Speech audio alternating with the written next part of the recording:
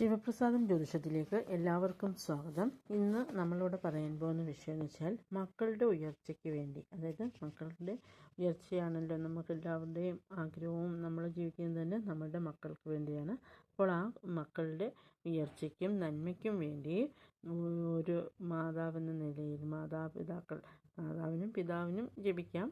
അപ്പം പ്രത്യേകിച്ച് മാതാവിനെയാണ് ഇവിടെ ഉദ്ദേശിക്കുന്നത്. മാതാവ് ജപിക്കേണ്ട ഒരു മന്ത്രമാണ്. മന്ത്രം എന്ന് പറയാൻ പറ്റില്ല, രാമായണത്തിലെ കുറച്ച് വരികളാണ് ഇവിടെ പറയുന്നത്. അതായത് ശ്രീരാമസ്വാമി വനവാസത്തിന് പോയ സമയത്ത് ശ്രീരാമസ്വാമിയുടെ മാതാവായ കൗസല്യാദേവി എന്നും ഏത് നിമിഷവും, എന്നെന്ന് പറഞ്ഞാൽ ഏത് നിമിഷവും ആ മക്കളുടെ, അതായത് ശ്രീരാമസ്വാമിയും ലക്ഷ്മണസ്വാമിയും സീതാദേവിയല്ലേ പോയത്.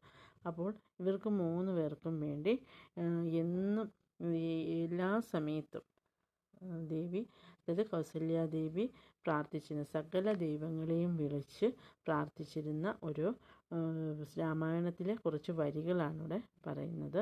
അപ്പോൾ ഈ രാമായണത്തിലെ ഈ വരികൾ എന്നും ജപിക്കുന്നതിലൂടെ നമ്മളുടെ മക്കൾക്ക് ആയുസ്സും ആരോഗ്യവും, അതായത് അവരെവിടെ പോയാലും, നമ്മുടെ മക്കളൊന്ന് പുറത്ത് പോയാലോ സ്കൂളിൽ പോയാലോ ഒക്കെ നമുക്ക് ടെൻഷനാണ്. തിരിച്ച് നമ്മുടെ വീട്ടിൽ വരുന്നിടം വരെ നമുക്ക് ടെൻഷനായിരിക്കും. അപ്പോൾ അവരെവിടെ പോയാലും നമുക്ക് എന്ത് ചെയ്യാം, അവർ പുറത്തോട്ട് പോകുന്ന സമയത്ത് മനസ്സിൽ ഈ കുറച്ച് വരികളേ ഉള്ളൂ. അപ്പോൾ അത് നിങ്ങളങ്ങ് കാണാതെ പഠിച്ചോളുക.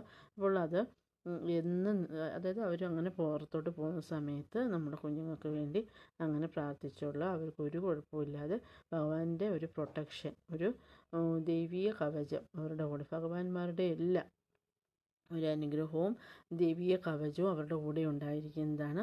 അപ്പോൾ നിങ്ങൾ ഈ മന്ത്രം എന്ന് പറയാൻ പറ്റത്തില്ല, ഈ നാമം എപ്പോഴും രാമായണത്തിൽ ഈ വരികൾ നിങ്ങളെപ്പോഴും ജപിച്ചുകൊള്ളുക അവർ പുറത്തോട്ട് പോകുന്ന സമയത്ത്. അപ്പോൾ വരികൾ ഇങ്ങനെയാണ്. അപ്പോൾ ഞാൻ ആ വരികളൊന്ന് പറയാം. അതായത് സൃഷ്ടികർത്താവേ വിരിഞ്ച പദ്മാസന പുഷ്ടദയാബ്ദേ പുരുഷോത്തമാഹരേ മൃത്യുഞ്ജയ മഹാദേവ ഗൗരീപദേ രുദ്രാരി മുംബായ ദിക്പാലകന്മാരെ ദുർഗേ ഭഗവതി ദുഃഖവിനാശിനി സർവ്വഗതിലയകാരിണി